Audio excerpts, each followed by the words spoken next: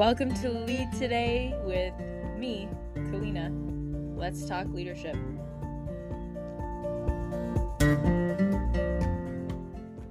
Hello, welcome back. If you listened to the last episode, I do just want to give a disclaimer that I think those were my emotions from a place of wanting the best for babies and moms.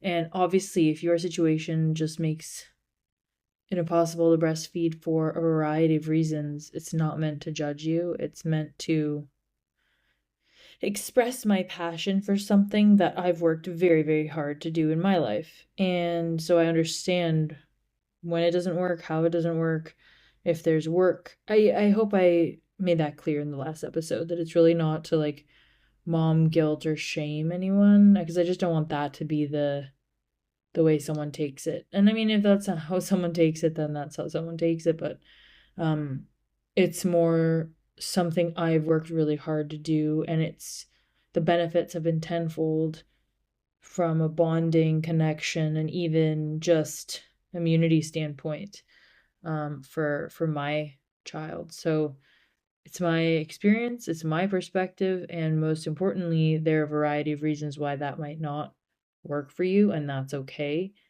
That doesn't change that I think it's important. I think it's interesting, not wanting to offend anyone is such an interesting thing. I definitely don't want to spend the whole episode on that, but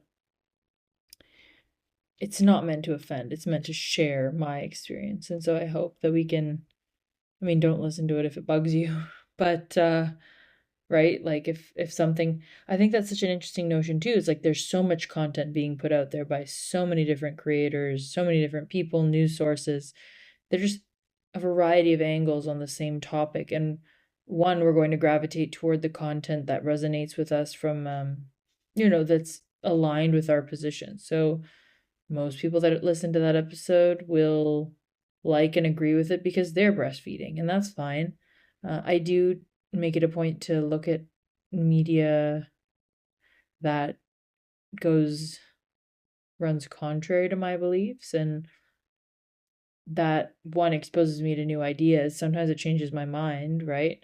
But it's also just important to not get so entrenched in our beliefs that they consume us because they're beliefs. But we're meant to be learning and seeking new understanding, right? And so to be this staunch, like there are some natural truths that I think are inherent, like breastfeeding being the natural way that 200 years ago would have been ideal to feed a baby, right?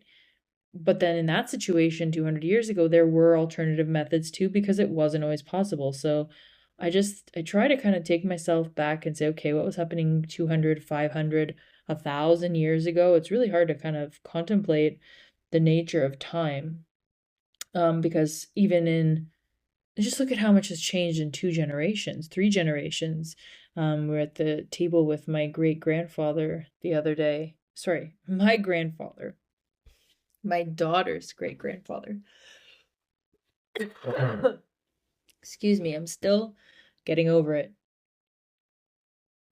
I did bring a tea this time, so hopefully we don't have the same issues, but I'm just so committed to being here weekly. It's my time. It's so my time. I can't even explain to you how nice it is to have something that's just for me and you and us. So yeah, we were sitting at the table, and I just thought how different. My grandfather literally grew up on a farm. We're talking like there's no television, Like there's no even home phone, which doesn't exist anymore, but think like no TV, no home phone. I don't even know if they had a radio. I don't think they even had a radio in their house at that time. Did he have? I'll have to ask. But just, think about like now there are TVs in multiple rooms of most people's houses. They've got their phone glued to them all the time. Like it's just such a different existence. And so sometimes, so my thing has always been actually, would my great grandmother have used this? Would my grandmother have used this when it comes to baby stuff? But it's just interesting to kind of go down that rabbit hole for anything, for foods, for, it's like, okay, all these new products across the board. would your great grandmother have known about that product or used it? Like, did it exist? It's such an interesting kind of filter or lens to look at things through. Time, I guess I don't know if it's the new year, although it doesn't always feel like the new year if you're in a cold place and it's still cold and dark, as we've discussed. But I don't know what it is about this time of year. Maybe it's just winter time that gets me really thinking about time.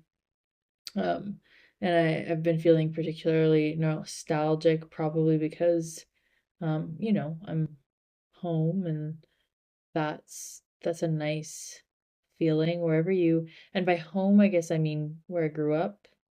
It's different, isn't it? Like there's certain people that really just stay within their zone of kind of, let's say, the same, I mean, sometimes even the same town that they grew up in, city, state or province.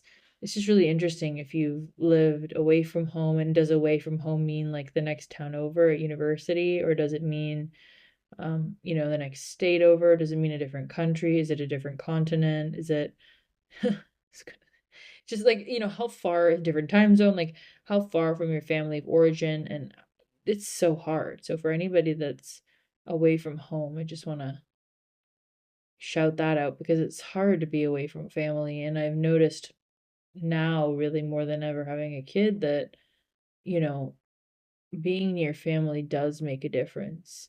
Not that it's not like it's not changed my day to day super significantly. I think over the holidays for sure, right? Because you're seeing everyone constantly.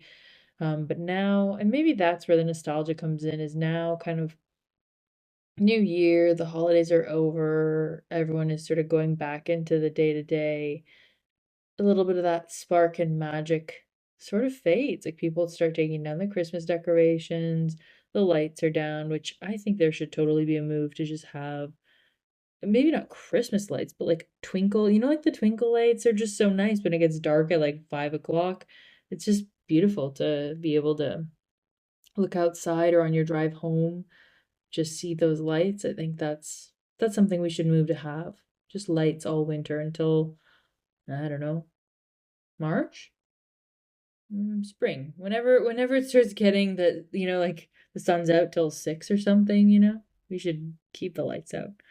Um, just white twinkle lights. Anyway, uh, I um I think I find myself being nostalgic whenever I'm home. And of course, when you're abroad, there are all these new things, so you're not necessarily, I mean, I definitely have moments of sadness and nostalgia when I'm away because I'm away, right? But being back here, it's like driving the same streets, seeing the same people and places, and kind of makes me feel like I'm, 16 again. Um, I used to take the GO train in Toronto, like from Mississauga down to Toronto every day to school in high school until I got a car. And those days were fun. Um, getting a car, having your first car, like I drove so much just to drive, just because I could. Um, and so definitely got to know all the streets, and it was my first real sense of independence and my own little world of friends and school responsibilities. It's just so interesting the things that felt important then and how that changes. And it just has me reflecting on, yeah, what things endure and what things don't, what's important, what remains important. I think family has remained important. I think friends have come and gone, and that doesn't mean that friends aren't important, but somehow it's interesting, right? You go to high school in that age, and then it feels like your friends are everything. And then, of course, if you do any post secondary or you go into the workforce, then it's like all of those friendships change. How many of them really stand the test of time after you're in the workforce, right? And then add in a spouse and kids into the mix, and it's like you really have to work for those relationships. You have to be intentional. And how many relationships are really there that mean something?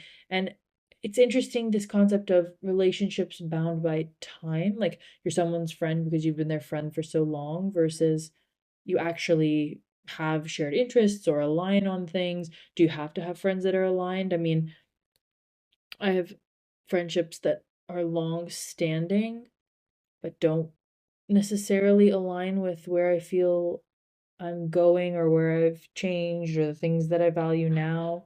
And I've changed, right? So it's not to put that on the other person. I've changed a lot because of what I've been through and the things that have risen to the surface for me that are important, you know? Like, I never thought that religion would be back in my life. I never really thought that church would be a thing that I valued. And coming back to the church has changed my life, because that is exactly that stability, home feeling that I can get anywhere I go. And it brings, let me try to see how I can say this. I think a lot of people have take issue with the church because of the church, the human aspect of it. And I just really want to emphasize that the humans in the church, or any religious institution, are inherently flawed because we're human. I mean, that's kind of the premise of at least the Bible, right? It's kind of like Eve eats the apple, gives it to Adam, and it's like, okay, you've sinned, like, you're banished from the Garden of Eden. Now you're going to toil away. Um, it's literally the first couple things, first couple chapters in the Bible. It's like, hey, people fall from grace, people fall from that perfection, because that's human nature. And so the point of a church is to bring people together to look upward, to look up to God. And it's not, this like white man with a beard in the sky. It's the concept of the creator. Like, God is the creator. That's what God is. And so I think when we say creator, um, in a more secular sense, that's there's so much that the verbiage that the church, the what it represents, the history of it, imperfect as it is, I think all of that sometimes muddies the waters of the immense wisdom that's within the Bible, so there's the difference between having a relationship with God the creator, the Bible, and a church, and then the church community. Like, there are all these different, I just think whenever we kind of condemn something, the same way that, like, okay, breastfeeding, if I was to just come and condemn formula, it's like, no, that's not at all what I want to do, what I intended to do in the last episode, what I think is valuable for anyone. Like, nothing, I mean, there are a couple things, but most things are not just all bad, right? Like, when they're so layered and so complex. Like, yeah, okay, murder, bad. Like, we can, I think most people on the street, right? Like, murder, bad. But then go ask a murderer, it's like they feel justified about what they did for whatever reason, and maybe they do repent, what, like, maybe they regret it. But that, some people would say murder in some cases is justifiable. So it's even with something like murder, where you would think, oh yeah, easily bad, right? Easily a bad thing. There are people, circumstances where people justify it. So, all to say, things are nuanced in the world, and it's really hard to make these definitive assertions for the most part, because there are caveats, there are circumstances that change what's needed, to change someone's ability to breastfeed. They make someone think that committing a crime is their only option. That's a desperate place to be. And so trying to understand that person and what motivated that is a useful thing for a criminal, is useful for a friend, it's useful for a stranger, it's useful for when you see someone cut you off in traffic. It's a useful thing that I'm trying to employ, because sometimes it's easy to judge and take things very personally and think they're about motivated toward you. Like, someone's behaving this way because they want to hurt you, because they don't care about you, because, and we just come up with these reasons that, I mean, our brains are made to problem solve. I think, that's what I've figured out so far in my very limited study of neuroscience.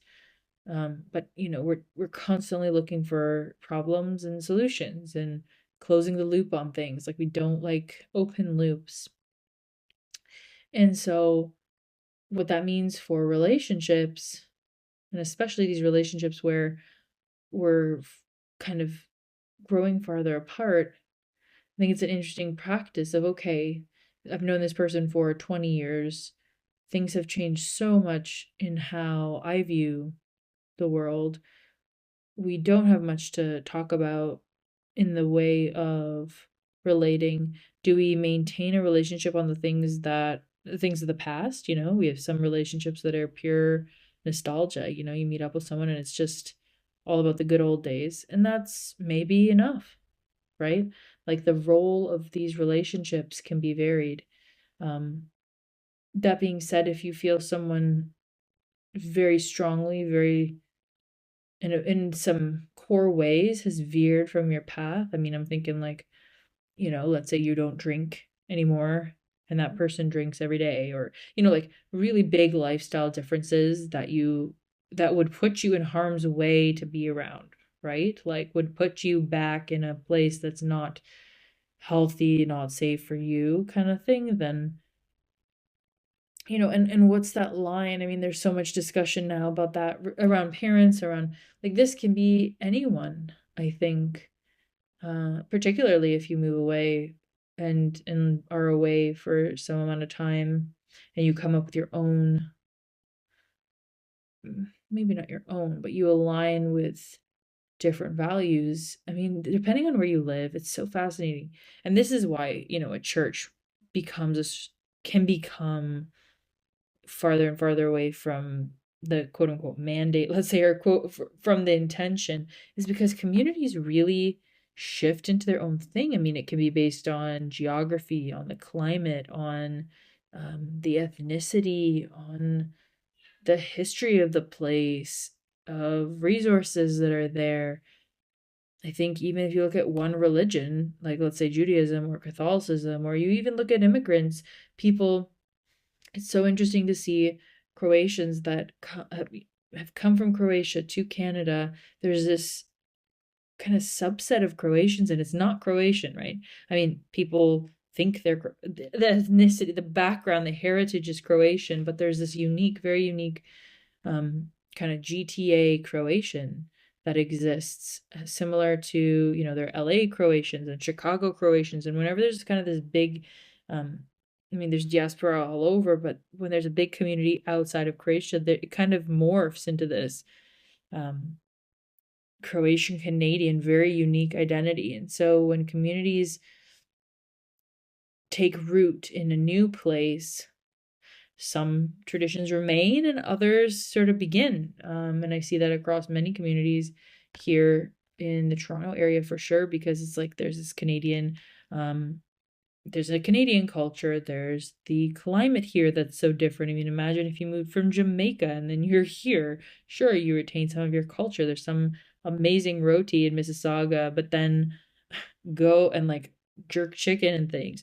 But then that island culture inevitably shifts because you've got snow for a lot more of the year and cold, and the just the everyday life is different here. So I think it's so easy to blame other people. It's so easy to blame on a relationship when things have changed. And of course, when you look back fondly on something, it's always, we crystallize the memories.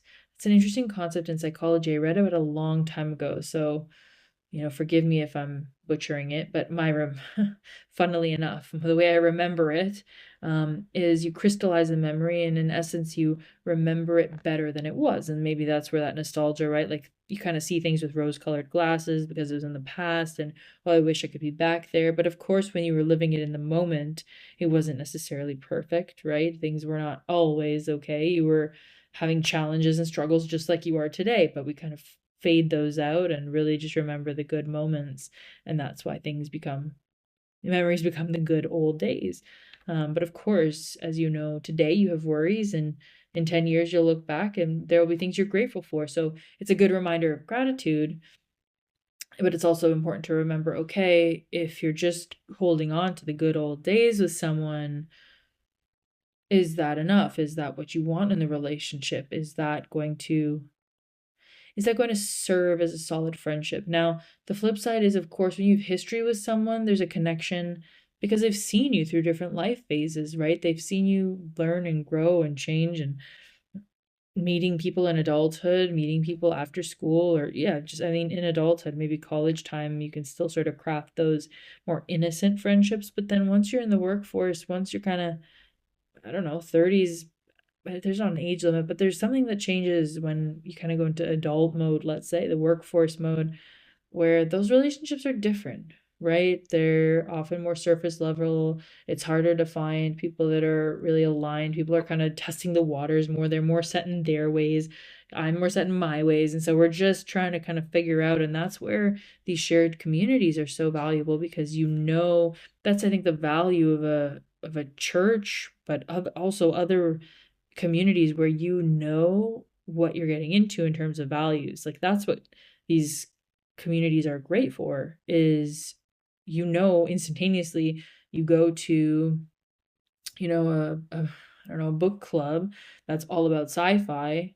Yeah, you're gonna have a couple things to talk about, right? Because if you love sci-fi and they do, then hey, there's that common ground. And that's, I think, important, because in college, well, one, and this is where I think these childhood or younger friendships go maybe astray later on, is because when you're young, yeah, you might both be in drama class, but it's not because you necessarily picked to take drama, or you might even have picked to be, in grade 11 biology, but it doesn't necessarily mean that you're going to get along long term because you're both in bio, right? You had like a choice of biochem. I mean, maybe you had to take them all because you're doing pre-med, but then you go to university, and even the people in medical school, like, yes, you have a layer of shared interests, and that's a level above high school in terms of specialization. But so it's interesting, right? Like, as you go down this rabbit hole of really figuring out more of who you are, and you place yourself in these sort of categories, in from a societal perspective, right? People start viewing you as the doctor, the accountant, the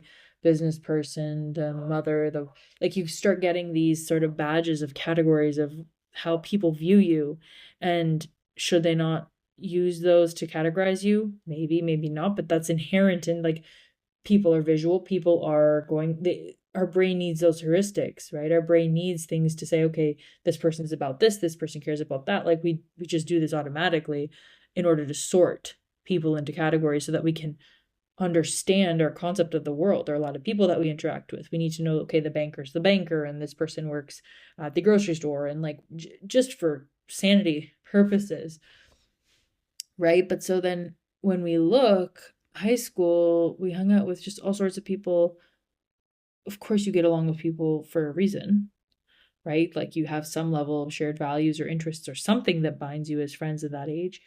But I do find as life goes on, those paths can grow farther apart. And there's a sadness to that, of course. There's a sadness to, like, how many hours I spent just hanging out. Like, what is hanging out? You know? I spent so many hours hanging out. And was it the best use of my time? Debatable. Was it fun? Sure. I mean, it's needed, right? We need it now too. Max seems to agree. I don't know if you hear him in the background. But all to say, if this time of year has you chasing new ambitions, but feeling also slightly nostalgic for maybe this past year, maybe for years gone by, um, I'd just like to reflect on, I suppose, what time can do to us in hardening us, but then also what time does to our memories, and that crystallization, that feeling like things were better than they are now. Okay, we're on the clock because I have a human that needs me, and it's a nice feeling. Okay, so we're reflecting on time, reflecting on the relationships of the past, how it's easy to crystallize those memories and feel like they were better than perhaps they were. So trying to take a sober look at the pros and the cons of the relationship, trying to get a sense of, okay, yes, there are good memories and those are lovely, but also what did this relationship bring? What does it bring to me now? Because I've wrestled with this myself. I mean, I have connections that I think about often that were fun, and they sort of had a time. They had a moment. There was a moment in time that they were good. And does that mean that they endure forever?